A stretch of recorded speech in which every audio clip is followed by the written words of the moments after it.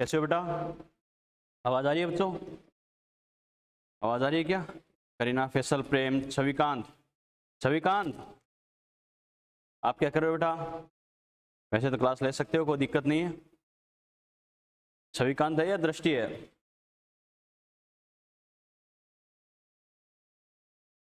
Good evening sir. Good evening बेटा, good evening. बाकी बच्चे, आवाज आ रही है बच्चों? फटाफट बोलो, स्टार्ट करते हैं फिर। आवाज आ रही है क्या? फटाफट बोलो, स्टार्ट करते हैं।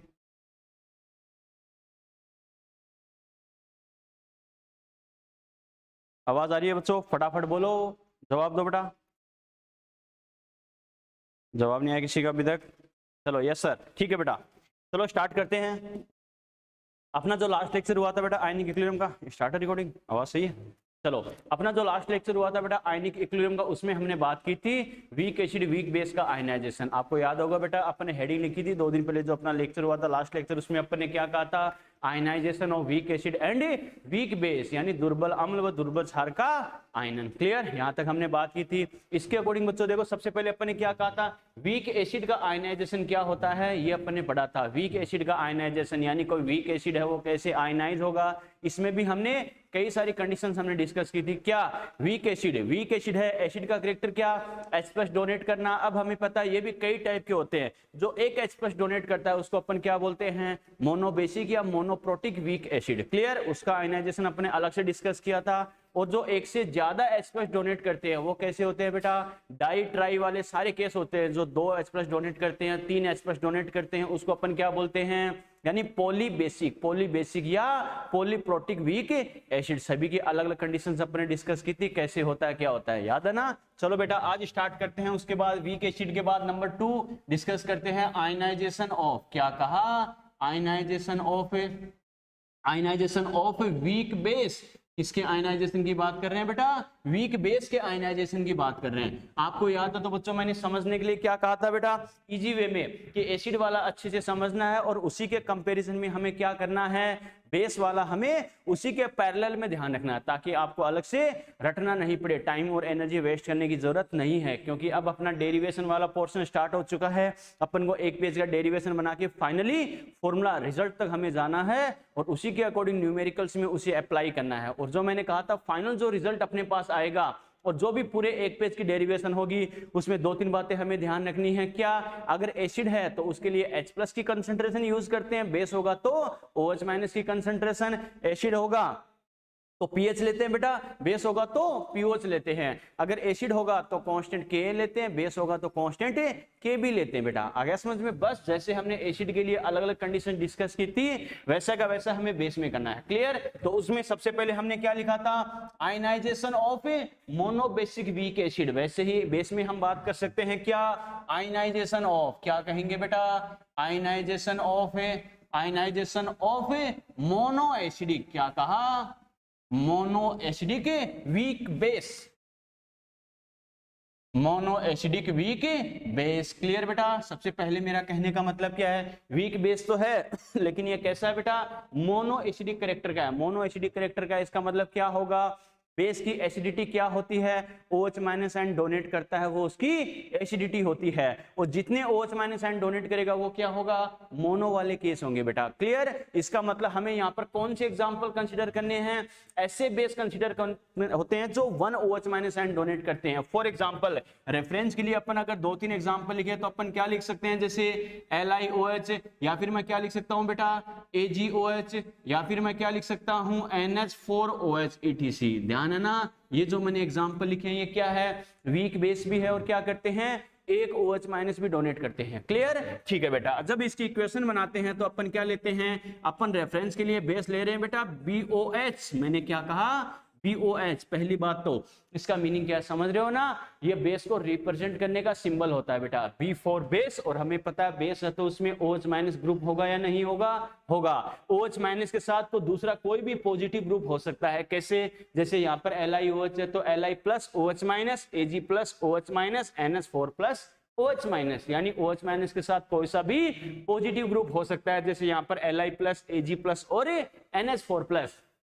तो बी यहां पर क्या करेगा, साथ में जो पॉजिटिव ग्रुप होगा उसको रिप्रेजेंट करेगा बेटा। क्लियर, ठीक है। इसको जब हम ब्रेक करें तो ये क्या बनाएगा, B plus O H minus. Clear बेटा, ठीक है। अगर अपन बात करें at T equal to zero, T equal to zero पर बात करें, इसकी कंसंट्रेशन सी ले तो ये स्टार्टिंग में कितने होंगे, जीरो होंगे बेटा। कैसे होंगे, ध्यान है ना, अरे बेस की इनिशियल कंसंट्रेशन सी ले तो ये स्टार्टिंग में जीरो और जीरो। क्लियर, ठीक है, क्योंकि जब ये कुछ टाइम बाद ब्रेक होगा तब जाके इनका फॉर्मेशन होगा बेटा। ओके, तो यहां से अपन क्या कर सकते हैं, एट इक्विलिब्रियम जब अपन को स्टडी करनी है बच्चों, देखो अगर हमें पता है ये अल्फा परसेंट ब्रेक हो जाए तो रिमेनिंग कितना होगा, सी माइनस सी अल्फा। ध्यान है ना, क्लियर, ठीक है। ये 1 मोल है तो ये भी 1 मोल है। अगर ये सी अल्फा माइनस होगा तो इधर कितना फॉर्मेशन, सी अल्फा, ये भी कितना बेटा, सी अल्फा। एक एक चीज अपन ने पढ़ी थी, ध्यान है ना। अगर बेस है तो इसका कांस्टेंट अपन क्या लिखेंगे, के बी, और हमें पता है कांस्टेंट क्या होता है, जो प्रोडक्ट है उनकी कंसंट्रेशन यानी बी प्लस की concentration multiply by O H minus की कंसंट्रेशन अपॉन क्या लिखेंगे, बी ओ एच की कंसंट्रेशन। यस और नो, यहां पर अगर हम वैल्यू पुट करें बेटा तो क्या कर सकते हैं, बी प्लस की वैल्यू कितनी है, देखो बच्चों, C alpha, O H minus कितना है बेटा, C alpha, upon B O H, ये कितना है बेटा, C minus C alpha. Yes और नो, यहां तक ठीक है। इसको अगर हम सोल्व करें तो क्या लिख सकते हैं, C multiply by C square alpha square, C अगर कॉमन ले ले तो क्या हो गया, 1 माइनस अल्फा। यस और नो, सी से बेटा सी को उड़ा दिया तो क्या बच गया, C alpha square upon 1 minus alpha. ये कैसे किया बेटा, ध्यान है ना, यस और नो। अब अपन बात कर रहे हैं वीक बेस की, तो अपन क्या कह सकते हैं, फॉर वीक बेस। अगर वीक बेस की बात करें तो हमें पता है बेटा वीक का करेक्टर क्या होता है, alpha very very less than 1, तो 1 माइनस अल्फा ऑलमोस्ट कितना हो जाएगा, 1 हो जाएगा बेटा, हो जाएगा। क्लियर, ठीक है। तो यहां से अपन क्या लिख सकते हैं, इसका मतलब के बी ऑलमोस्ट क्या आ गया, के बी ऑलमोस्ट क्या हो गया, सी अल्फा स्क्वायर।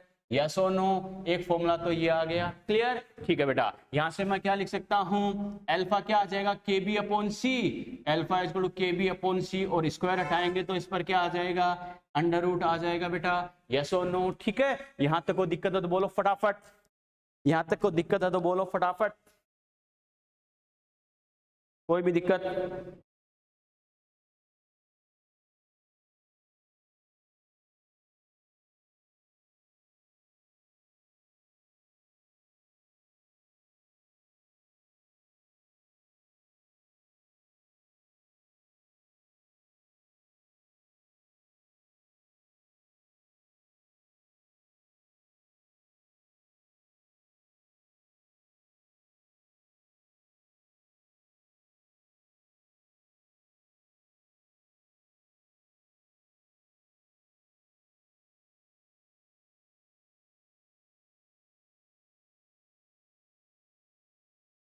चलिए बेटा, यहां तक को दिक्कत, यहां तक किसी बच्चे को दिक्कत है, ये क्वेश्चन कैसे है बेटा, यहां तक को दिक्कत, यस और नो।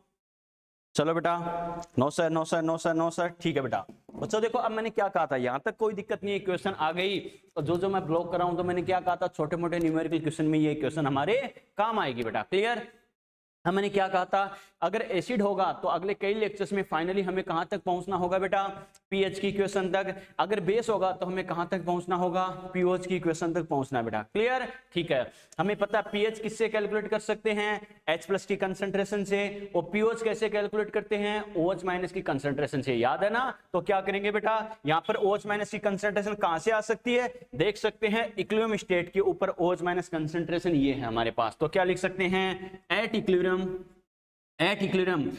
स्टेट के ऊपर हमें पता है बेटा OH माइनस कंसंट्रेशन कितनी है, अरे सी अल्फा है, यस और नो, है या नहीं है, ये हमारे पास OH माइनस कंसंट्रेशन आ गई। तो यहाँ पर अल्फा की अगर हम वैल्यू पुट करें तो क्या करेंगे, OH माइनस की concentration equal to C multiply by alpha, मेरे पास क्या आया, के बी अपॉन सी का अंडर रूट। यस और नो, बच्चों देखो ऊपर सी है नीचे अंडर रूट सी है, तो अपन क्या लिख सकते हैं, OH minus concentration equal to K B multiply by क्या हो गया, अंडर रूट सी। एक फॉर्मूला मेरे पास ये आ गया बच्चों। क्लियर, ठीक है। यहां से अपन क्या लिख सकते हैं, OH माइनस आयन कंसंट्रेशन को क्या लिखेंगे बेटा, के बी मल्टीप्लाई बाय सी, और इसकी पावर अंडर रूट का मतलब पावर क्या हो गई, 1/2। यहां तक बात ठीक है।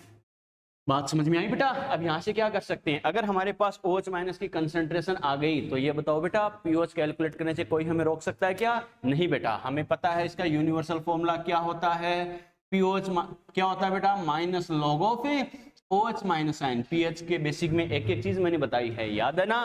तो यहाँ से क्या कर सकते हैं अपन, POH equal to minus log of OH minus कितना है बेटा, KB मल्टीप्लाई बाय C, इसकी पावर कितनी 1/2। यस और नो? लॉग का रूल क्या होता है, पावर को पहले ले आओ, तो ये पावर पहले आ जाए तो क्या लिखेंगे इसे, -1/2 log KB multiply by C। Yes और नो? और लॉग का रूल क्या होता है बेटा, मल्टीप्लाई है तो क्या करेंगे, प्लस के साथ लिख देंगे, तो क्या लिखेंगे इसे, -1/2 लॉग क्या लिखेंगे बेटा, KB प्लस क्या हो गया, लॉग C। यस और नो? -1/2 से इनको मल्टीप्लाई कर दो तो अपन क्या कह सकते हैं, -1/2 log KB plus minus minus हो गया, -1/2 लॉग C। यस और नो? होगा बेटा? और हमें पता है जो माइनस लॉग होता है, माइनस लॉग मतलब एंटी लॉग, मतलब क्या होता है बेटा, P होता है। तो देखो माइनस क्या कहा, देखो 1/2 को एक बार छोड़ दो, माइनस लॉग मतलब क्या, P, आगे क्या है KB मतलब PKB, और साथ में क्या है 1/2, तो क्या लिखेंगे, POH इक्वल टू क्या हो गया, हाफ PKB माइनस ऐसा कैसा, हाफ लॉग C। मैंने क्या कहा था, C को P की टर्म में मत लिख देना बेटा, आ गया समझ में, क्लियर? POH क्या है आपको पता ही है, KB क्या आपको पता ही है, यहाँ पे ये जो C है तो क्या लिखेंगे, C यहाँ पर क्या है बेटा, कंसंट्रेशन ऑफ वीक बेस, क्या है बेटा, कंसंट्रेशन ऑफ वीक बेस। समझ में आ गया बेटा? ठीक है, यस और नो? एक बात तो श्योर है, ये आपने नोटिस भी किया होगा, क्या पहली बात तो इसमें कई सारे फॉर्मूले आ रहे हैं, कैसे, सबसे पहले क्या लिखेंगे, KB equal to C alpha square, alpha equal to KB upon C का अंडर रूट, OH की कंसंट्रेशन इक्वल टू क्या हो गया, C alpha, OH minus concentration equal to KB multiply by C का under root, POH equal to half PKB minus half log C। ये हमारे पास 5 फॉर्मूले यहाँ पर आए हैं जो क्वेश्चंस में बार बार हमारे काम आएंगे, ये इतना, तो ये क्या होगा, ये इतना क्या होगा। बस आपको एक ही चीज ध्यान रखनी है, 2 वैल्यू आपको गिवन होगी, तीसरी आस्क होगी, तीसरी पूछेगा, क्लियर? तो 2 मुझे जो दे रखे हैं, तीसरा जो मुझे पूछा है, इनको मैं कैसे कोरिलेट कर सकता हूं, काम खत्म। आ गया समझ में बेटा? क्लियर? ठीक है, अब आपने नोटिस किया होगा कैसे, जो देखो बेटा क्या था, एसिड का मैकेनिज्म था, प्रोसेस था, सेम टू सेम है या नहीं है? मैंने कहा था सेम टू सेम है बेटा, ध्यान रखना, सेम टू सेम है ना। कैसे बेटा? एसिड के लिए देखो बेटा जो 2-3 माइनर चेंजेस मैंने बताए थे वो के वो हैं। कैसे? एसिड के लिए यहाँ पर K आ रहा था तो बेस के लिए क्या आ गया, KB आ गया, काम खत्म। सेम टू सेम यहाँ पर K आ रहा था तो KB आ गया, एसिड के लिए H प्लस आ रहा था तो बेस के लिए OH माइनस आ गया। फिर बच्चों एसिड के लिए K आ रहा था तो यहाँ पर क्या आ गया, KB आ गया। OH माइनस किसका क्या आ रहा था, H प्लस आ रहा था। फिर अपन ने क्या कहा, एसिड के लिए यहाँ पर PH आ रहा था, बेस के लिए POH आ गया, एसिड के लिए K आ रहा था, यहाँ पर KB आ गया। सेम टू सेम, C वहां पर एसिड की कंसंट्रेशन थी, यहाँ पर बेस की कंसंट्रेशन हो गई बेटा। समझ में आ गया? कोई दिक्कत है तो बोलो बेटा फटाफट, यहाँ तक स्क्रीनशॉट लो, और कोई दिक्कत है तो बोलो फटाफट फटाफट। तो मैंने क्या कहा था बेटा, अलग से रटने की जरूरत नहीं है बेटा, कंपैरिजन से याद रख सकते हो, इजी रहेगा। क्या? दृष्टि, हर्ष, करीना, कुमकुम, फैसल, प्रेम, शाहरुख, को दिक्कत है बोलो बेटा, कोई भी दिक्कत?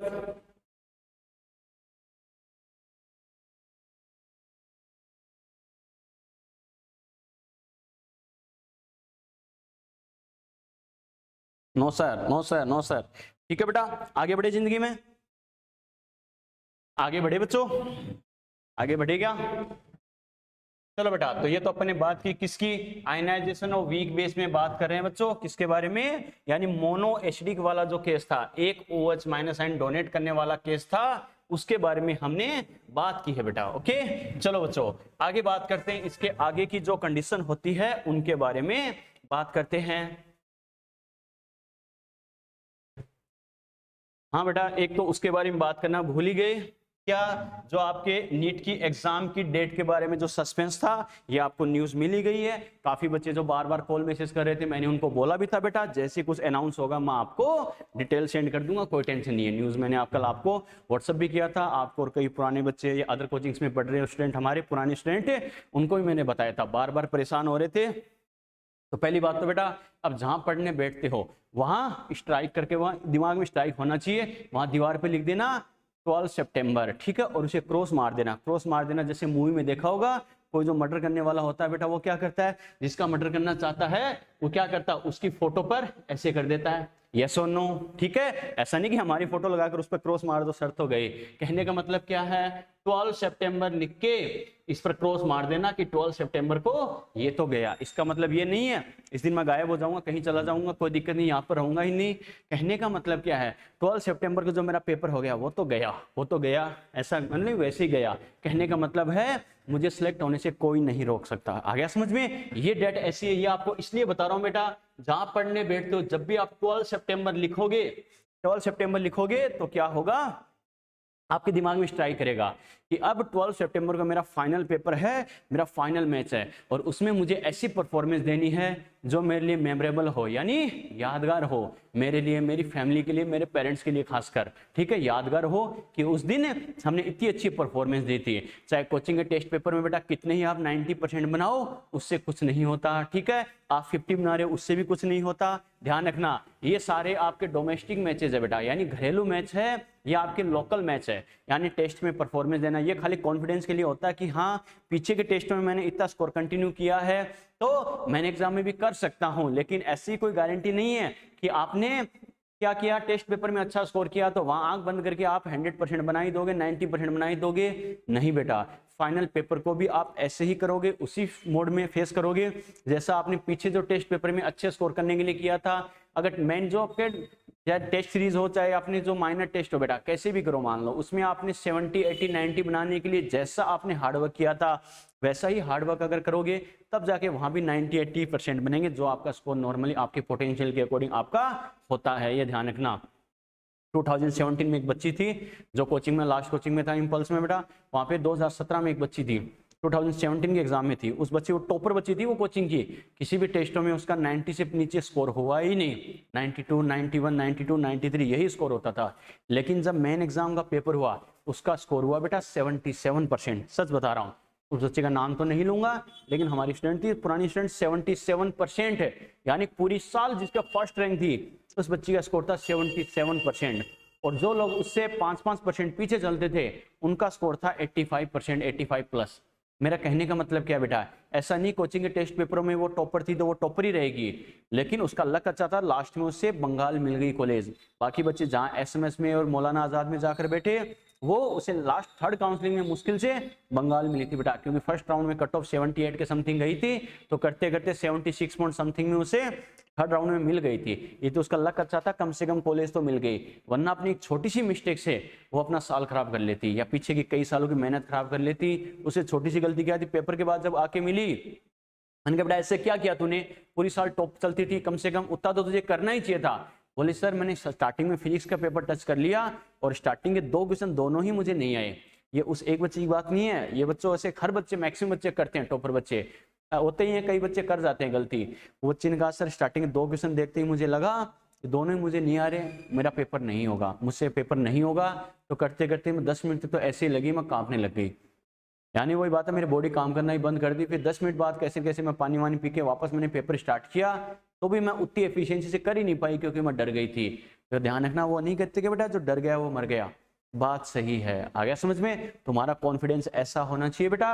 अरे वही बात है, कोई तुम्हें ऐसा है क्या, कई बार जैसे कहते हैं बेटा, अगर मान लो पहली बॉल आपके बाउंसर है या मान लो कुछ भी है, पहली बॉल पे आप बीट हो गए, तो ऐसा है क्या जिंदगी खत्म होगी और खत्म हो गया? अभी 5 बॉल और बची है। मेरा कहने का मतलब क्या है, पहला क्वेश्चन, दूसरा क्वेश्चन, तीसरा क्वेश्चन नहीं आए तो कोई दिक्कत नहीं है, आगे 177, 178 क्वेश्चन और है। ठीक है बेटा, आगे क्वेश्चन और है। आपको सिलेक्ट होने के लिए 180 के 180 सही नहीं करने, ये ध्यान रखना। पहला टारगेट बच्चों सिलेक्शन का रखो, उसके बाद टॉप रैंक का रखो। जब आप सिलेक्शन के क्राइटेरिया को क्वालिफाई कर जाओ उसके बाद टॉप रैंक की सोचो।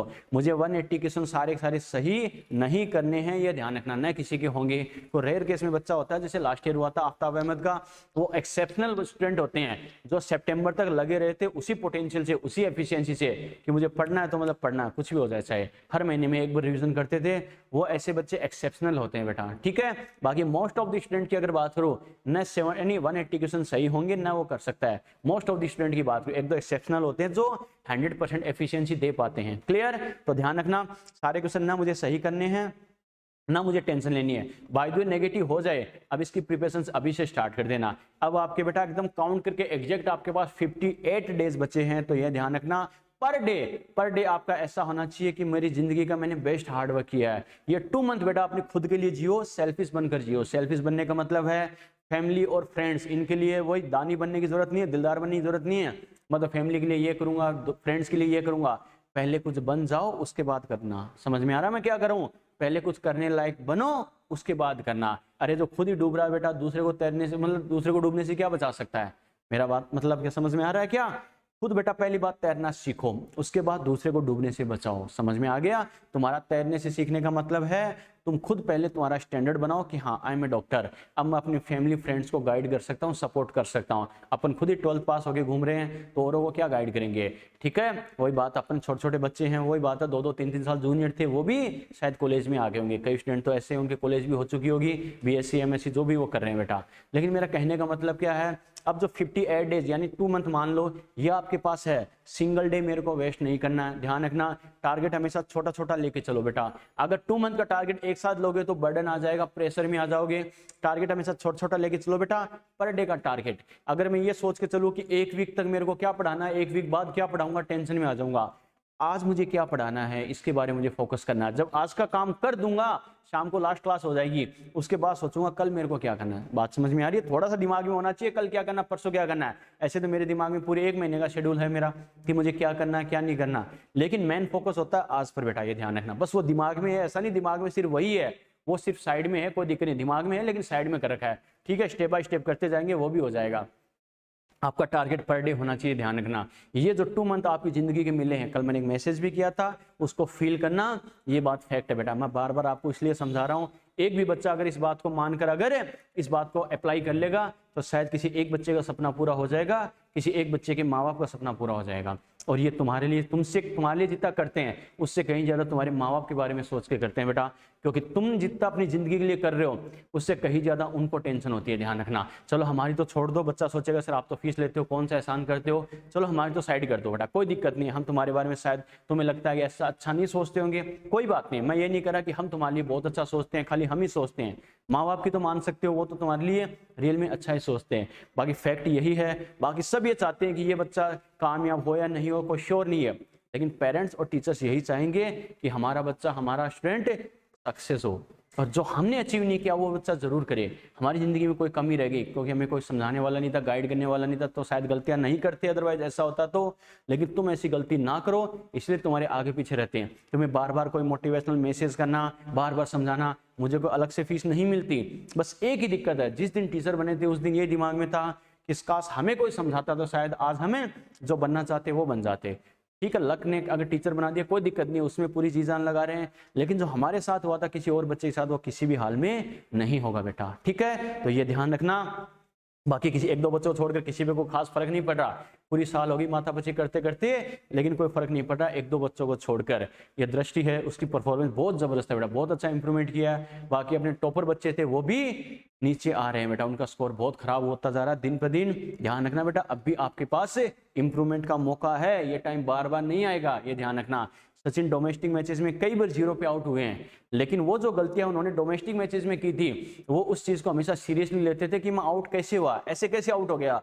कि जब तक उनका खुद का इंटरव्यू पड़ा है कि जब तक, जिस दिन इंटरनेशनल मैच जब तक नहीं होता था तब तक मैं उस शॉट पे प्रैक्टिस करता था जिसपे मैं आउट हो गया। पर डे उसके हजार शॉट पे प्रैक्टिस करता था मैं, ताकि मैं ऐसी गलती मैं दोबारा नहीं करूं। इसलिए वो सचिन थे। तो डोमेस्टिक मैचेस में भले ही वो 0 पर आउट हो जाए, लेकिन इंटरनेशनल मैचों में उनकी परफॉर्मेंस जबरदस्त होती थी। तो ये ध्यान रखना, 2 चीजें हैं, एक तो बंदे का होना चाहिए सचिन की तरह हार्डवर्क करने वाला, ठीक है, या फिर उनका पैशन होना चाहिए। एक होना चाहिए धोनी की तरह कूल माइंड बेटा, इसलिए वो धोनी था। धोनी भले ही प्रैक्टिस कम करता था, लेकिन उसकी वही बात, माइंड पावर इतनी जबरदस्त थी कि हर चीज को वो फेस करता है। ये ध्यान रखना बेटा। अनफेवर, जैसे एक अंधे बच्चे का कल कॉल आया कि फॉर्म की डेट सुनते मैं तो कांपने लग गई। ठीक है, अरे बच्चों इतना कांपोगे तो चश्मा उतर के गिर जाएगा, फिर आपको ना दिखाई देगा ना सुनाई देगा। अब वो सोचेगा सर चश्मा गिरने से सुनाई कैसे नहीं देगा। अगर कोई बात है, ठीक है, सीधी सी बात है, चश्मे के अकॉर्डिंग तुम बात करो, सारा तुम देख के उसी के अकॉर्डिंग तो तुम्हारे सेंसर है। तो ध्यान रखना बेटा। अच्छी बात यह है कि वही बात है, जो तुम्हारे पास टाइम है उसको तुम पॉजिटिविटी के साथ काम में लो। बस ये टाइम मेरी जिंदगी में दोबारा नहीं आएगा, इन 2 मंथ में मुझे ऐसा हार्डवर्क करना, पीछे मैंने कैसा भी किया उसको साइड कर दो। अच्छा किया, ऐसा भी कुछ नहीं है कि पीछे जो बच्चा अच्छा करता जा रहा है उसका रिजल्ट ही अच्छा आता है। ऐसा भी नहीं कि पीछे जिस बच्चे ने बुरा किया उसका रिजल्ट हमेशा बुरा ही आएगा। नो बेटा, आपने पीछे अच्छा किया, अच्छी बात है, नहीं किया तो और भी अच्छी बात है, लेकिन ये 2 मंथ है, इसमें ऐसा हार्डवर्क करो कि पीछे की गलतियां सारी कवर हो जाए। बात समझ में आई ना? बस ये 2 मंथ मुझे मेरे लिए, मेरे करियर के लिए जीने हैं और अपने पेरेंट्स के लिए जीने, अपने माँ बाप के लिए जीने, ताकि 2 मंथ के बाद मैं उनको प्राउड से कह सकूं, यस मम्मी एंड पापा, आपका बेटा, आपकी बेटी डॉक्टर है। समझ में आ गया बेटा? ना कि कोई एक्सक्यूज देना पड़े, ओवर एक्टिंग करनी पड़े, ये हो गया था, वो हो गया था, वो हो गया था, जबरदस्ती रो रो के दिखा रहे हो, कुछ नहीं बढ़ता इन चीजों का। आपके एक्सक्यूज देने से, बहाने करने से, ओवर एक्टिंग करने से रिजल्ट चेंज नहीं होगा। रिजल्ट चेंज कब होगा? जब आपके पास ये करने का टाइम है, रिजल्ट बनाने का टाइम है। ये रिजल्ट मेकिंग टाइम यही है बेटा, ये ध्यान रखना। रिजल्ट मेकिंग बोल दो, रिजल्ट प्रोड्यूसिंग टाइम बोल दो। इसे 2 मंथ में इतनी जी जान लगा दो कि आप अपना 100 नहीं 200% दो बेटा, ठीक है? पूरे दिन मेरा टारगेट ये होना चाहिए, मेरा करियर और मेरी पढ़ाई, मेरा करियर मेरी पढ़ाई। अब आप जितना बढ़ोगे उतना ही कम है, ये ध्यान रखना। तो 29 जुलाई को अपना जो लास्ट पेपर होगा, कोई दिक्कत नहीं है। अब अपने पास फिक्स टारगेट मिल गया, जब एग्जाम होगी तो कोई दिक्कत नहीं बेटा, एग्जाम तक अपन एक टेस्ट सीरीज और अरेंज कर देंगे, तो आपका 2-3 बार रिवीजन हमारे साथ भी हो जाएगा। लेकिन ये दिमाग नहीं लगाना क्या कि सर मैं अपने बेसिस पे कर दूं, टेस्ट नहीं दूंगा। टेस्ट देना छोड़ दिया, आपकी रेगुलरिटी खत्म हो जाएगी बेटा, आपको पता ही नहीं चलेगा पेपर कैसे अटेम्प्ट करूं। और एक साथ अगर 1-1.5 महीने बाद जाके पेपर दोगे, आपको पता ही नहीं चलेगा पेपर अटेम्प्ट कैसे करूं।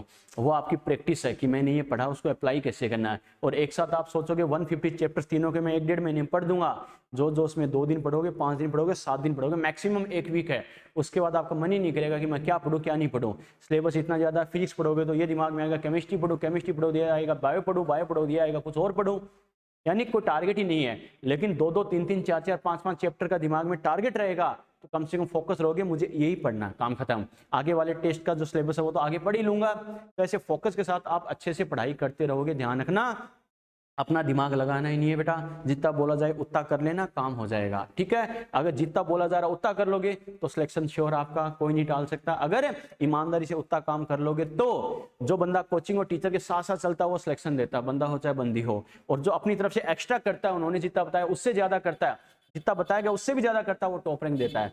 आपको वही बात, आप पे डिपेंड करता है, आपको सिलेक्शन चाहिए, टॉप रैंक चाहिए, अगले साल फिर से तैयारी करनी है। तो जितना बोला जाए कम से कम उतना तो करना ही करना है बेटा। पहले सिलेक्शन तो सिक्योर करो, टॉप रैंक उसके बाद की बात है। तो आगे जो आपके पास 2 मंथ बचे हैं, बार बार बताने की जरूरत नहीं है। आज 5 बजे से फॉर्म फिल करना स्टार्ट हो गया है बेटा, ठीक है? जल्दी जल्दी फॉर्म फिल करवा देना कल सुबह से हो सके तो बेटा, ठीक है?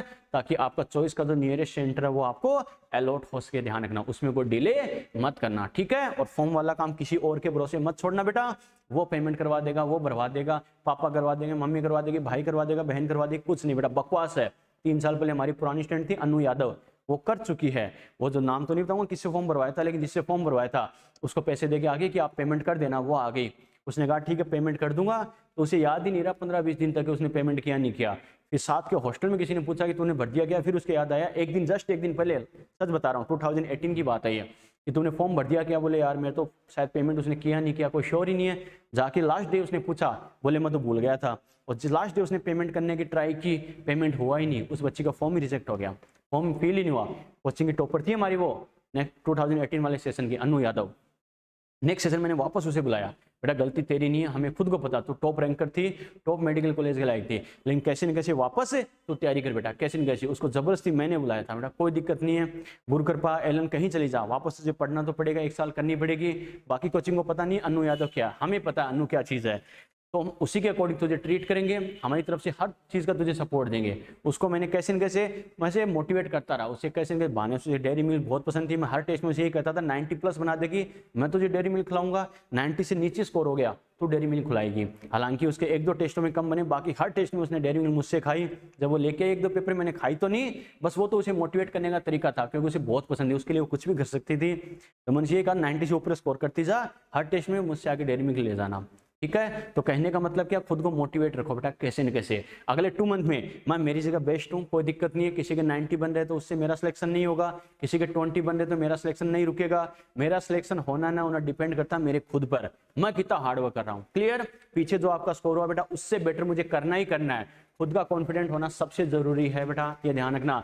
डरने की, घबराने की कोई जरूरत नहीं है, ये टाइम बार बार नहीं आएगा। और सबसे खास बात जो मैंने लिखा था ठीक है। कल वाले मैसेज में ये टाइम रुकने का थकने का नहीं है, मेरे ये हो रहा, मेरे ये हो रहा, मेरे ये हो रहा, इन सब चीज़ों को साइड में कर दो बेटा। जब वॉर होता ना तो सोल्जर कभी ये नहीं देखता कि मैं थक गया, मेरे ये हो गया, मेरे ये हो गया, मेरे ये हो गया, मुझे तो भूख लग रही है, मुझे तो मम्मी की याद आ रही है, गोलियां चल रही है, पहले मम्मी से बात करूं, पहले मेरी मैडम से बात कर लो 1 घंटे, बाद में जंग लड़ लेंगे। नहीं बेटा, उसके दिमाग में यही होता है सब कुछ साइड कर दो, सब कुछ भूल गया, बस सामने मेरा दुश्मन है, उसको मुझे हराना है, उसको मारना है और अपने देश के लिए मुझे जीतना है, तिरंगा फहराना है बेटा। यस और नो? आपके लिए वही बात है, इंजीनियर बनने वाली बात आ गई। हाँ ठीक है, जिंदगी एग्जाम से बहुत बड़ी चीज है, हम खुद इस बात को समझते हैं, लेकिन अपनी तरफ से कभी हार मत मानो, अपनी तरफ से खुद हारने के लिए कभी मत खेलो, ठीक है। रिजल्ट क्या होता है, हार या जीत वो अलग बात है, लेकिन हमेशा खेलो जीतने के लिए खेलो बेटा, ताकि प्राउड हो खुद पर। क्या मैं भले ही नहीं जीता लेकिन लड़ा तो था कम से कम। आ गया समझ में? तो ये ध्यान रखना, लड़ना, स्ट्रगल करना जीतने से ज्यादा इंपॉर्टेंट होता है बेटा। अगर आप स्ट्रगल कर रहे हो, लड़ रहे हो, तो जीत की पॉसिबिलिटी अपने आप काफी ज्यादा बढ़ जाती है। बस अपनी तरफ से हार मत मान। वो कहते हैं ना, मन के हारे हार है, मन के जीते जीत। अगर आप घबरा गए, आप डर गए, आप अगर हार मान गए, तो कोई आपको नहीं जिता सकता, और आप में जीतने की कैपेसिटी है तो कोई आपको हरा नहीं सकता बेटा। आ गया समझ में? और जितना हार्ड वर्क करना जरूरी है, उतना ही जरूरी है बेटा मेंटली प्रेशर को इस टाइम फेस करना। और जो इस टाइम में जो अपोजिट कंडीशंस होती है, मेंटली प्रेशर होता है, उसको हैंडल करना सीख जाता है, वही तो हिस्ट्री क्रिएट करता है बेटा। अरे कैप्टन तो कई आए, धोनी धोनी है पर। आ गया समझ में? जो ऐसे मतलब जबरदस्त मैच होते थे, उसमें लास्ट में प्रेशर को कैसे हैंडल करना है, इसलिए तो वो धोनी था और उसने हिस्ट्री क्रिएट कर दी बेटा। समझ में आ गया? फाइनल में तो इंडिया बहुत पहले बहुत बार पहुंची थी, लेकिन हर बार फाइनल में हार ही जाती थी, अभी भी हार रही है, देख सकते हो आप कोहली की कैप्टनसी में। कहने का मतलब क्या है बेटा, लीडर बनो हमेशा। मैंने क्या कहा, लीडर मतलब क्या, हर चीज को फ्रंट में आके लीड करना। लीडर कभी डरता नहीं है, ध्यान रखना। लीडर बनो हमेशा, ध्यान रखना। खुद के कैरियर के लीडर बनो कि खुद का कैरियर मुझे खुद के दम पे बनाना है, खुद के हार्डवर्क से लड़के बनाना। ये नहीं टीचर और पेरेंट्स तुम्हें डेली तुम्हें समझा रहे हैं पढ़ो पढ़ो पढ़ो पढ़ो पढ़ो पढ़ो, तुम्हें उनके कहने से पढ़ रहे हो। नहीं बेटा, स्ट्रॉन्ग और वीक इलेक्ट्रोलाइट वाली बात हमेशा ध्यान रखना। स्ट्रॉन्ग इलेक्ट्रोलाइट है, उसे किसी की जरूरत नहीं है, बस इतना सफिशिएंट उसके पास सॉल्वेंट है, यानी ऐसी नॉर्मल कंडीशन है बच्चे के पास, जो पढ़ने वाला है वो खुद पढ़ लेगा। वीक इलेक्ट्रोलाइट मत बनो जिसको जबरदस्ती तोड़ा जाए, और वीक इलेक्ट्रोलाइट को सॉल्वेंट ब्रेक करता भी है वो भी कुछ % ही ब्रेक होगा। एवरेज बच्चे की यही बात है, पेरेंट्स टीचर रोज उसे कहते हैं कि पढ़ो पढ़ो पढ़ो पढ़ो, कुछ % पढ़ लेगा, लेकिन 100% एफिशिएंसी कब आएगी, जिस दिन खुद के मन से पढ़ेगा। बात समझ में आई क्या? तो बनना तो स्ट्रॉन्ग बनो बेटा, चाहे इलेक्ट्रोलाइट हो चाहे इंसान हो बेटा। वीक बन के फायदा क्या, वीक कभी सक्सेस नहीं हुआ, चाहे इंसान हो चाहे और कुछ हो बेटा। आ गया समझ में? अपनी तरफ से जी जान लगा दो, आपका अल्फा 100% होना चाहिए। कहने मतलब सर मेरी एफिशिएंसी 100 नहीं 200% थी, 100% वाले तो कई मिल जाएंगे, उसमें हमें अलग करना है तो वो 200% एफर्ट करना पड़ेगा। 200 का मतलब हार्डवर्क तो करना ही करना, ऊपर की जो अनफेवरेबल कंडीशंस आती है, चाहे मेंटली प्रेशर हो, कोई मुझे कुछ भी कहे, मुझे इनसे फर्क नहीं पड़ना चाहिए, मुझे पढ़ना है तो मतलब है पढ़ना है, जी जान लगा देनी है। आ गया समझ में? क्लियर? ठीक है बेटा। तो फालतू में नेगेटिविटी दिमाग में लेके आनी ही नहीं है, हमेशा पॉजिटिविटी के साथ काम करो, मस्त रहो और अपनी पूरी एफिशिएंसी लगा दो बेटा। आपको कोई भी प्रॉब्लम हो, कभी भी आप हमें कॉल मैसेज करके डिस्कस कर सकते हो बेटा। जिन बच्चों को हम नहीं जानते उनकी हम हेल्प करते हैं बेटा, तो आप तो बहुत बड़ी चीज हो। कई बच्चे अदर कोचिंग्स के, कल ही फोन आया था गुरुकृपा बच्चे का, सर मैसेज करो, मेरे नंबर उसने मैसेंजर पे सेंड किया। मैंने सर पता नहीं कौन बच्चा, मैंने कॉल किया, बोले सर परेशान हूँ थोड़ा सा, कॉल कर सकते हो? मैंने कॉल किया, बोले सर, मैंने कहा मुझे जानते हो क्या? बोले सर मेरे साथ के बच्चे हैं गुरुकृपा में, वो आपसे पढ़े हुए हैं। तो उन्होंने कहा सर से बात कर, कुछ अच्छा सीखने को अच्छा सीखेगा। उसने बात की कई देर, तो बोला सर ये हो गया वो हो गया, तो उससे 5-10 मिनट मैंने बात भी की थी। आज उसका दिन में कॉल आया, बोले सर अब काफ़ी मैं चेंज फील कर रहा हूँ, खुद में बहुत अच्छा फील कर रहा हूँ। तो मेरा कहने मतलब ये नहीं है मैं ऐसा कर सकता हूँ, जो भी आपको अच्छी एडवाइस दे सकता है, अच्छी बातें सिखा सकता है, उसके कांटेक्ट में रहो, कोई दिक्कत नहीं है। और सिर्फ अपने कैरियर पे फोकस करो, आपकी प्रायोरिटी सिर्फ और सिर्फ आपका कैरियर होना चाहिए, बाकी सब चीज़ों को साइड कर दो। TV, mobile, friends, social media sites वगैरह जो भी है बेटा, सब जिंदगी में दोबारा मिल जाएंगे, लेकिन ये 2 मंथ मेरी जिंदगी में बार बार नहीं आएंगे, ये ध्यान रखना। क्लियर? मुझे लड़ना है, जीतना है, ठीक है। I can do it, I can and I will, मैं कर सकता हूँ और मैं करूंगा, हर हाल में कर सकता हूँ। आ गया समझ में? इस टाइम ये भी ना होना चाहिए मैं तो डॉक्टर बन ही गया या मैं डॉक्टर बन ही नहीं सकता। मैं डॉक्टर बन सकता हूँ और बनूंगा, कब? लेकिन जब पर डे मेरा काम है 100 नहीं 200% एफिशिएंसी के साथ करूंगा। पूरी जी जान लगा दो बेटा, जो होगा देखा जाएगा, डरने की जरूरत नहीं है बेटा। समझ में आ गया? यस और नो? और ये चीज तुम्हें बार बार समझाने की जरूरत नहीं है बेटा, मस्त रहो और खुश रहो, ठीक है बेटा। अरे बात समझ में आई कुछ? मैंने क्या बोला है सर? एग्जाम हॉल में जाने से पहले कोरोना की वैक्सीन लेना जरूरी है क्या? बिल्कुल बेटा जरूरी है, फायदे में रहोगे। वरना जिनके वैक्सीनेशन नहीं करवाया है उनके शायद कुछ अलग से रूल लगा सकते हैं, उनको अलग बिठा सकते हैं, इसलिए आपके लिए बेनिफिशियल यही होगा। एक नहीं दो नहीं, जितनी लगा उसको उतनी वैक्सीन लगा लेना, कोई दिक्कत नहीं। कहने का मतलब है थर्ड डोज की तो अभी जरूरत ही नहीं पड़ी इंडिया में, कम से कम फर्स्ट डोज तो जरूर लगा लेना बेटा, आपके लिए बेनिफिशियल है। और ये अभी तो एग्जाम की बात करो, आगे तो रूल ये भी आ जाएगा कि जो कम से कम एक डोज नहीं लगा चुका है वो मार्केट भी नहीं जा सकता, उसको बाहर भी नहीं आने दे सकते। अगर थर्ड वेव में मामला बिगड़ गया तो ये ध्यान रखना, कोरोना की वैक्सीन जरूर लगा लेना बेटा, आपके एग्जाम के पॉइंट ऑफ व्यू से और आपकी हेल्थ के इश्यू से, दोनों तरह से बेनिफिशियल बेटा। एज ही नहीं हुई तो कोई दिक्कत नहीं है। एज नहीं हुई तो आप इस कंडीशन में रहो कि मैं इस साल पेपर देता तो डॉक्टर बन जाता, ताकि एक साल एक्स्ट्रा लगे अगर आपको किसी वजह से, तो अगले साल आपका टारगेट बेटा सिर्फ सिलेक्शन ही टॉप रैंक होना चाहिए। समझ में आ गया? ये ध्यान रखना, इस साल आपको ऐसे पढ़ना है कि कम से कोई दिक्कत नहीं है, पेपर नहीं दे सकते एज की वजह से कोई दिक्कत नहीं है, लेकिन कम से कम एग्जाम वाले दिन तक मेरा कंडीशन, मेरी जो सब्जेक्ट कंडीशन ऐसी होनी चाहिए कि अब मैं पेपर देता तो श्योर मेरे 80+ स्कोर होता ही होता, ठीक है। ताकि एक साल अगर और आप इन्वेस्ट कर रहे हो उस चीज में, फिर अगले साल आपका टारगेट 80% नहीं होना चाहिए, 95% होना चाहिए। समझ में आ गया? अगले साल आपको टॉप रैंक के लिए पढ़ना है, ना कि सिर्फ सिलेक्शन के लिए।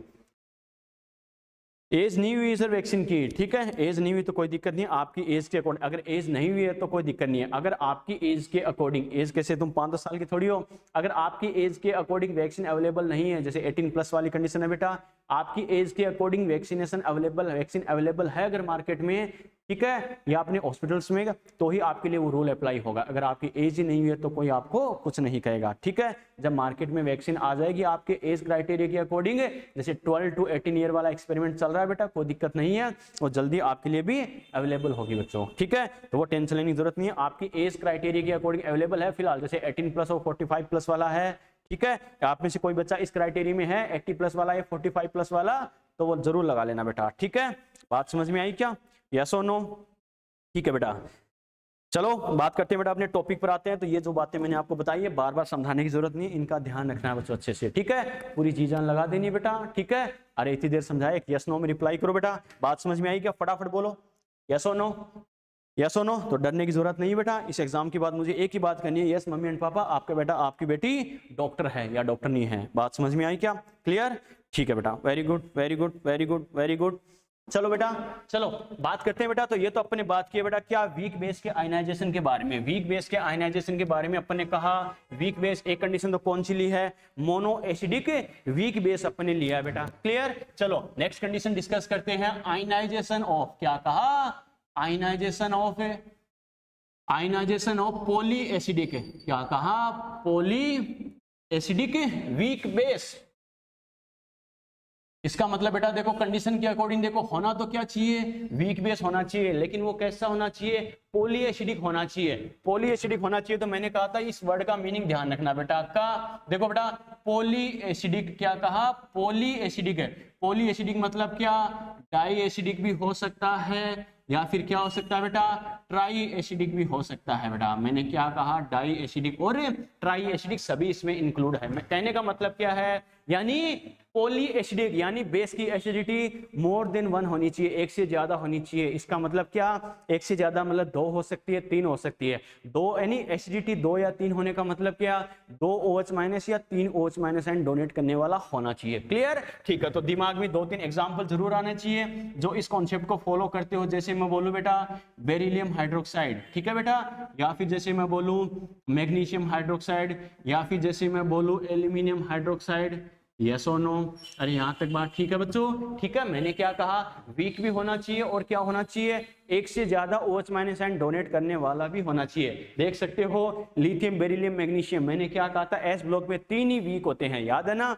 लिथियम एक OH- वाला केस होता है तो वो तो मोनो में आ गया, लेकिन बेरिलियम और मैग्नीशियम क्या होते हैं, 2-2 वाले केस होते हैं, क्लियर। एल्यूमिनियम भी क्या होता है, वीक में होता है बच्चों, क्लियर। और 3 Al+3 3 OH- वाला केस है, क्लियर, ठीक है।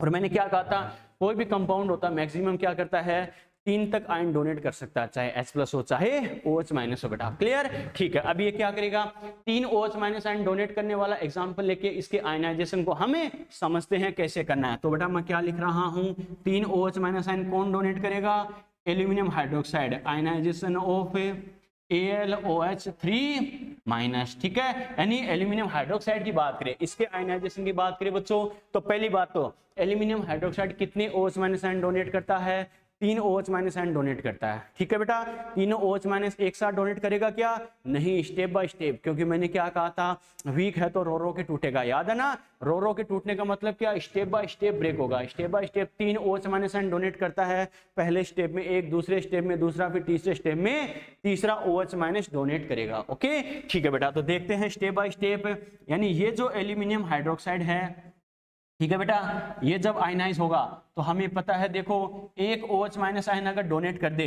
तो 3 में से कितने बच गए? 2 बच गए, और एक OH- आयन इसने डोनेट कर दिया। क्लियर? ठीक है बेटा, एक OH- आयन अगर गया है तो चार्ज कितना आ गया? +1 आ गया। क्लियर? इसकी इनिशियल कंसंट्रेशन C है, तो ये कितना होगा? 0 और 0। ये अगर α% ब्रेक हो जाए तो क्या बच गया?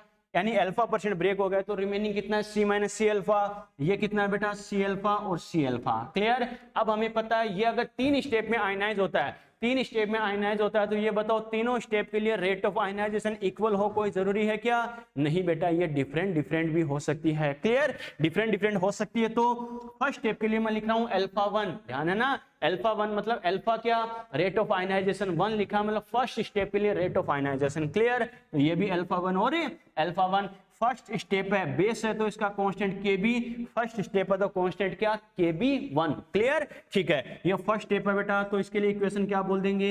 ये इक्वेशन 1 हो गई। क्लियर? ठीक है, ये और आगे आयनाइज होगा या नहीं होगा? होगा बेटा। अगर और आयनाइज होगा तो कहां से होगा? यहां से आयनाइज होना स्टार्ट होगा। क्यों? क्योंकि एल्यूमिनियम हाइड्रोक्साइड इसमें कन्वर्ट हो चुका है। क्लियर? इसकी रिएक्शन लिखे तो क्या लिखेंगे? AlOH2+, AlOH2+, ये जब आयनाइज होगा तो हमें पता है बेटा, देखो एक OH- आयन और डोनेट कर दे तो हमें पता है 2 OH में से एक और चला गया तो 1 बच गया बेटा। एक OH बचा है, नहीं बचा? बचा बेटा। ठीक है, तो क्या हो गया? एक OH- आयन इसने और डोनेट कर दिया, एक OH- आयन और डोनेट कर दिया, तो हमें पता है +1 चार्ज पहले आ रहा था, एक माइनस चला गया तो एक प्लस और आ गया, यानी इस पर क्या आ गया? +2 चार्ज आ गया। समझ में? इसकी इनिशियल कंसंट्रेशन कितनी बोलेंगे? जो बेटा देखो ये जब बना था AlOH2+ बना है तो इसकी देखो कंसंट्रेशन कितनी है? Cα1। ओके, Cα1 वही इसकी इनिशियल कंसंट्रेशन होगी, तो Cα1 ये कितना? स्टार्टिंग में 0 और 0। अगर ये सेकंड स्टेप है तो हमें पता है इसके लिए rate of ionization first step से डिफरेंट होगी या नहीं होगी? डिफरेंट होगी बेटा। इसको मैं क्या बोल सकता हूं? α2। यस और नो? इसका मतलब क्या होगा? पहले इसका α2% कैलकुलेट करो और फिर इसमें से माइनस करेंगे वापस, तो क्या लिखेंगे? जो इनिशियल है इसका α2% कैलकुलेट किया तो Cα1 α2, फिर इनिशियल में से वापस माइनस करोगे तो रिमेनिंग आएगा नहीं आएगा? आएगा बेटा। ये जितना माइनस होगा इधर इतना ही क्या होगा? फॉर्मेशन हो जाएगा Cα1 α2, ये भी Cα1 α2, ये क्या होगी? इक्वेशन 2। अगर सेकंड स्टेप है तो इसका कांस्टेंट अपन क्या लिख सकते हैं? Kb2 लिख सकते हैं बेटा। आ गया समझ में? यस और नो? यहां से और आगे आयनाइज होना स्टार्ट होगा बेटा, तो क्या करेंगे? इसकी अलग से रिएक्शन लिख रहा हूं, AlOH+2। अगर ये और आगे आयनाइज होगा तो बच्चों देखो एक OH और चला गया तो क्या बन गया? Al+3 एक OH- आयन और डोनेट कर दिया। कैसे बेटा? एक OH बचा था वो OH- की फॉर्म में रिलीज हो गया, तो देखो अब कोई OH बचा है क्या? नहीं, ओनली Al बच गया। +2 चार्ज तो है, एक OH- चला गया तो एक चार्ज और आ गया, +3 आ गया बेटा। आ गया समझ में? क्लियर? ठीक है, अब देखो इसकी इनिशियल कंसंट्रेशन आप क्या लोगे?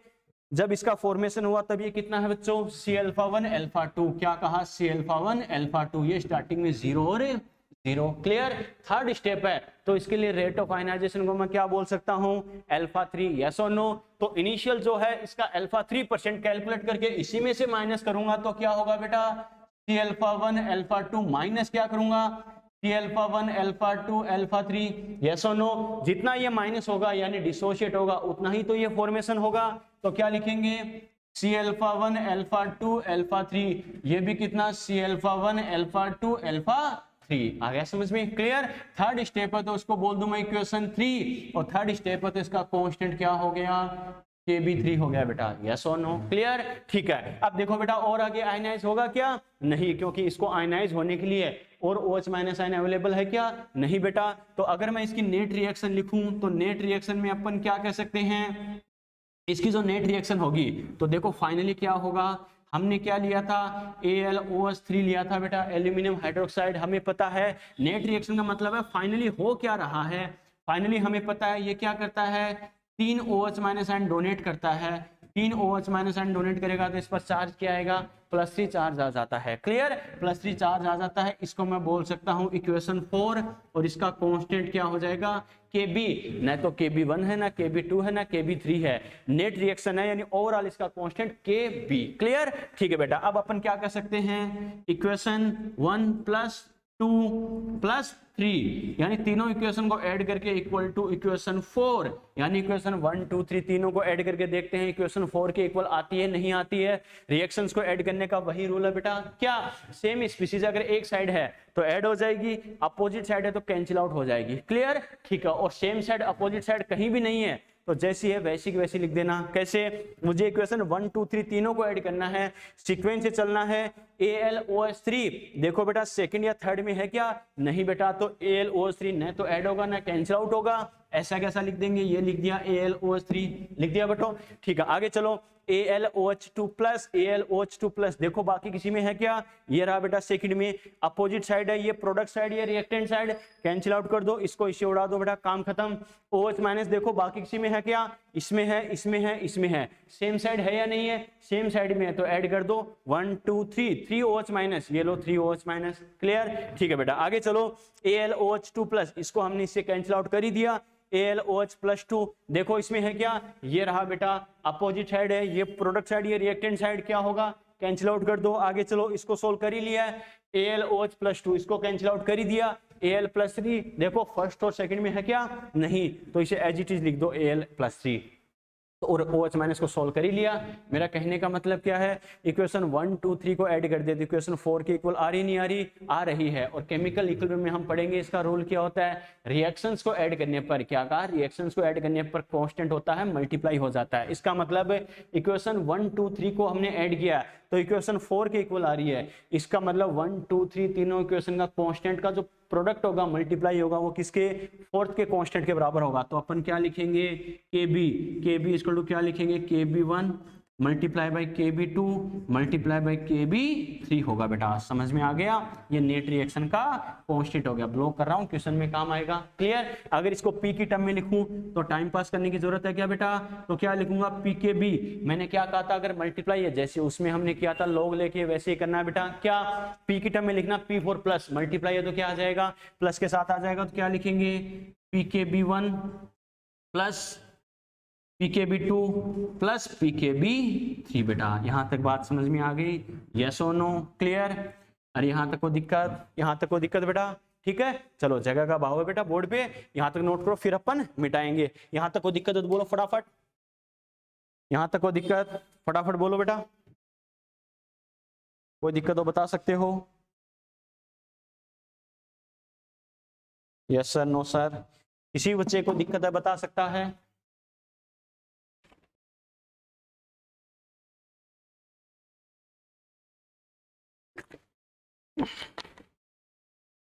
चलो बच्चों आगे बढ़े,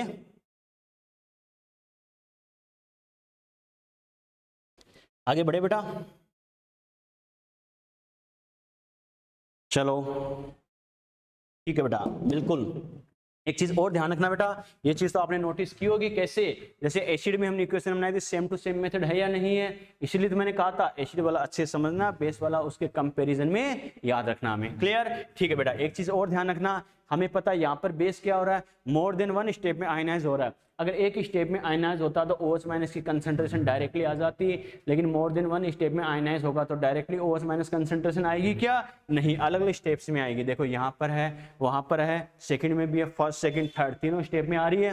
फर्स्ट स्टेप में कितना, C-alpha1, सेकंड में C-alpha1 alpha2, थर्ड में कितना है, C-alpha1 alpha2 alpha3। तो इसका जरूर हमें ध्यान रखना है। क्लियर, ठीक है बेटा। देखो आगे कैसे करते हैं,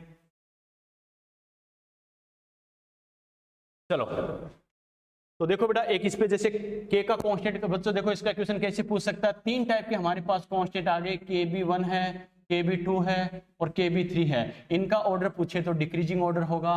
कैसे बेटा? इसका रीजन वही है क्या, क्योंकि हमें पता है जैसे जैसे OH माइनस आयन डोनेट करता है तो OH क्या होगा, अगर OH माइनस आयन डोनेट करता है तो हमें पता है पॉजिटिव चार्ज इंक्रीज होता जाता है। कैसे? सबसे फर्स्ट स्टेप में एक OH माइनस आयन डोनेट किया तो कंपाउंड पे चार्ज क्या आ रहा है, AlOH2 प्लस बनता है, यस और नो। एक OH माइनस आयन और डोनेट कर दिया, क्या बनता है, AlOH प्लस 2, एक और डोनेट कर दिया Al प्लस 3। यानी स्टेप बाय स्टेप क्या होता है, खुद पर पॉजिटिव चार्ज इंक्रीज होता जा रहा है। पॉजिटिव इंक्रीज कब होता है, जब नेगेटिव डिक्रीज होता है।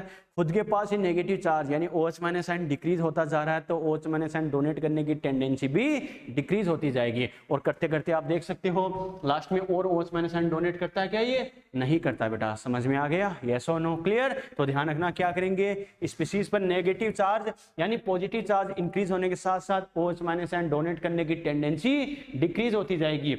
OH माइनस आयन डोनेट करने की टेंडेंसी डिक्रीज होती जाएगी तो क्या होगा, OH माइनस आयन डोनेट करने की टेंडेंसी का डिक्रीज होना, बेसिक नेचर बेसिक स्ट्रेंथ का डिक्रीज होना। बेसिक स्ट्रेंथ डिक्रीज होगी तो बेस का कांस्टेंट भी डिक्रीज होगा, के भी डिक्रीज होगा बेटा। आ गया समझ में? और पी की टर्म में पूछे तो पी हमेशा पीछे, तो क्या आएगा बेटा, PKB1 और PKB2 और PKB3। ठीक है, इनका ऑर्डर क्या आएगा, P हमेशा पीछे। नॉर्मल KB का अगर डिक्रीजिंग ऑर्डर है तो PKB का क्या होगा, इसका उल्टा कर दो बेटा। मैंने क्या कहा था, P हमेशा पीछे, P लगते ही रिजल्ट पहले का अपोजिट हो जाएगा, बस ये ध्यान रखना, क्लियर? तो PKB का इंक्रीजिंग ऑर्डर आ जाएगा। अब हमें पता है अगर एसिड होता तो फाइनली हमें pH की इक्वेशन तक पहुंचना था, बेस होता तो फाइनली बेस अगर है तो कहां तक पहुंचेंगे, pOH की इक्वेशन तक पहुंचेंगे।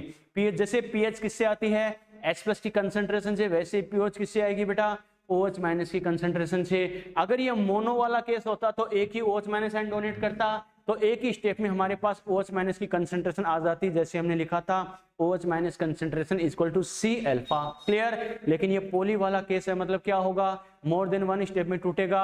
यानी हमारे पास जो OH माइनस की कंसंट्रेशन आएगी, नो डाउट बेस है तो OH माइनस की कंसंट्रेशन तो आ जाएगी, लेकिन ये एक ही स्टेप में गेन होगी क्या, नहीं, सभी स्टेप का क्या होगा, टोटल सम होगा बेटा, क्लियर? तो क्या लिखेंगे, टोटल वाला कॉन्सेप्ट लगा देंगे तो OH minus and total, OH minus and total क्या लिख सकते हैं बेटा अपन, इक्वल टू क्या हो जाएगा, फर्स्ट स्टेप में कितना, C∝1, सेकंड में क्या, C∝1 α2, थर्ड में क्या आ रहा है, C∝1 α2 α3 एंड सोन, और भी कोई स्टेप है तो, क्लियर? याद रखने का सिंपल तरीका मैंने बताया था बेटा, क्या, C को कॉमन ले लो, सबसे पहले वाला अल्फा लिख दो, अब प्लस करके नेक्स्ट वाले अल्फा को मल्टीप्लाई करते जाना है, तो क्या लिखेंगे, α1 तो लिख ही दिया, इसके बाद नेक्स्ट वाला तो α2, फिर α1 α2 तो लिख ही दिया, नेक्स्ट वाला α3, इस टाइप से बेटा। कैसे किया, समझ में आ गया, यस और नो? ये अपने पास क्या आ गई, इसके लिए total OH minus ion concentration आ गई बेटा। तो यहाँ से क्या लिख सकते हैं, फिर pOH अगर हमें कैलकुलेट करना है तो वो क्या आएगा, minus log of OH minus concentration, लेकिन ये कौन सी है, टोटल वाली कंसंट्रेशन है बच्चों। आ गया समझ में? ठीक है, कोई दिक्कत बेटा यहाँ तक? ठीक है, क्लियर है यहाँ तक? नोट करो फटाफट, यहाँ तक नोट करो बेटा, कोई दिक्कत है तो बता सकते हो। कोई भी दिक्कत? चलो बेटा, तो ये ध्यान रखना वीक बेस का कैसे करना है, ओके? चलो एक चीज और डिस्कस करते हैं बेटा, क्या, कंपैरेटिवली स्ट्रेंथ की डिस्कस करते हैं। जैसे हमने तीसरा पॉइंट उसमें डिस्कस किया था, याद है ना, क्या, दो अलग अलग वीक बेस आपको दे देगा, उसको कैसे कंपेयर करता है, तो क्या लिखेंगे, comparatively strength, comparatively strength of two weak bases, यानी दो वीक बेस है, उनको क्या कंपेयर करना है। कंपेयर करना मतलब क्या बेटा, स्क्रीन के बाहर तो नहीं जा रहे ना, नहीं बेटा, कंपेयर करने का मतलब है, जैसे मैंने कहा था, दो बच्चे अगर पढ़ाई में स्ट्रॉन्ग मतलब अच्छे नहीं है या फिर पढ़ाई में कमजोर है तो दोनों का स्कोर बराबर हो जरूरी है क्या, नहीं बेटा, एक का स्कोर 10% हो सकता है, दूसरे का 20 हो सकता है। मेरा कहने का मतलब क्या है, दोनों पढ़ाई में कमजोर है स्टडी में, इसका मतलब ये नहीं दोनों का स्कोर भी बराबर हो, उनमें भी कम ज्यादा हो सकता है, सेम वही बात है बेटा। कैसे, अगर दोनों का स्कोर क्या होता है, अच्छा नहीं होता तो कम ज्यादा जरूर हो सकता है। वैसे ही दोनों बेस अगर वीक है तो कोई दिक्कत नहीं है, वीक तो है बेटा, लेकिन वीक होने के साथ साथ क्या उनके लिए क्या होगा, बेसिक जो स्ट्रेंथ है बेटा वो दोनों के लिए इक्वल हो जरूरी है क्या, नहीं बेटा, वो कम ज्यादा हो सकती है। तो फाइनली मैं क्या लिखूंगा, दोनों के लिए अल्फा का रेशियो मैं लिख सकता हूं। बच्चा कहेगा सर अल्फा का रेशियो क्यों लिया आपने कंपेयर करने के लिए, ध्यान रखना जैसे कंपैरिजन में अल्फा का रेशियो लिया जाता है, क्यों, जिस बेस का अल्फा ज्यादा होगा उसके लिए रेट ऑफ आयनाइजेशन ज्यादा होगा, यस और नो, यानी वो बेस ज्यादा आयनाइज होता है, बेस आयनाइज होके क्या करता है बेटा, OH माइनस आयन देता है। इसका मतलब जो जिसके लिए अल्फा ज्यादा वो ज्यादा OH माइनस आयन देगा, यानी उसके लिए OH माइनस की कंसंट्रेशन ज्यादा होगी। OH माइनस की कंसंट्रेशन ज्यादा, बेसिक स्ट्रेंथ ज्यादा, यानी वो ज्यादा बेसिक है, मोर बेसिक है। Clear?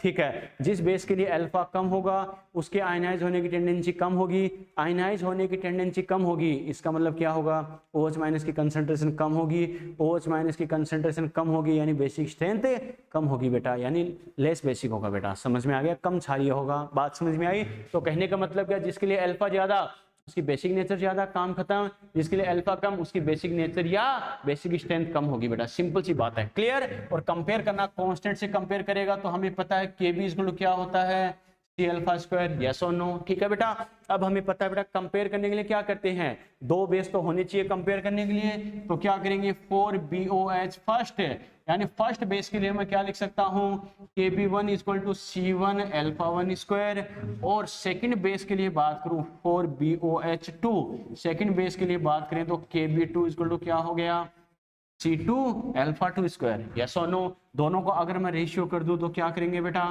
Kb1 upon Kb2 equal to क्या हो गया, C1 alpha 1 square upon C2 alpha 2 square. C1 से C2 को उड़ा सकते हैं। बच्चा कहेगा सर क्यों? इसलिए बेटा हमें पता है दोनों की इनिशियल कंसंट्रेशन तो बराबर देगा, तभी तो आप सही से कंपेयर कर सकते हो कि दोनों स्टार्टिंग में 10 मोल थे, तो ये 5 बच गया, ये 4 बच गया, तभी तो कंपेयर कर सकते हो। एक 10 मोल लिया, दूसरा 5 मोल लिया, तो लास्ट में कितना बचा? सही से मेजरमेंट आएगा, रिजल्ट आएगा क्या?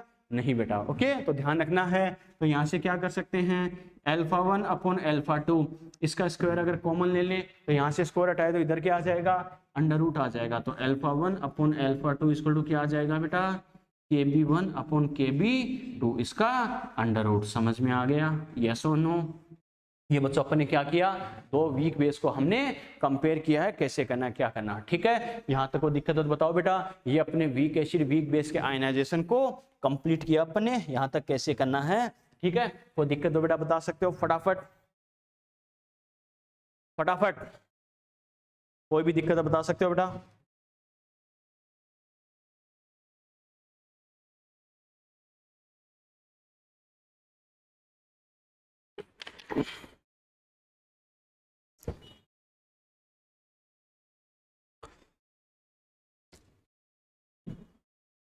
चलो बेटा, यहां तक कोई दिक्कत?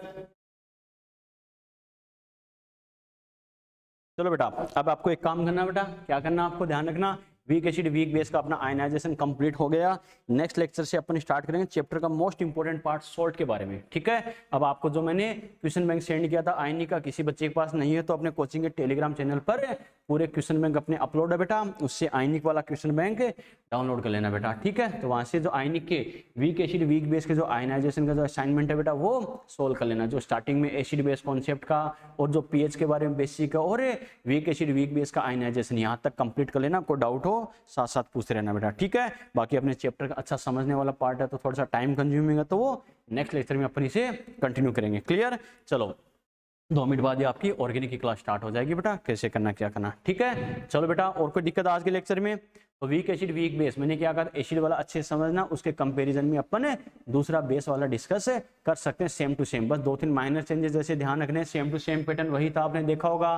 क्या एसिड में क्या करना है, H प्लस बेस में OH माइनस, एसिड में PH बेस में POH, एसिड में K तो बेस में Kb बेटा, बाकी सेम टू सेम था बेटा। क्लियर? चलो, और भी कोई दिक्कत बताओ फटाफट, आज के लेक्चर में कोई दिक्कत? ठीक है बेटा, चलो बात करते हैं बेटा, इसके आगे सॉल्ट स्टार्ट करेंगे। वेरी वेरी इंपॉर्टेंट, ध्यान रखना, चैप्टर का सबसे इंपॉर्टेंट पार्ट है बेटा सॉल्ट, ये ध्यान रखना। ओके, इसको अपन डिस्कस करते हैं नेक्स्ट लेक्चर में। ठीक है बेटा, ओके बाय।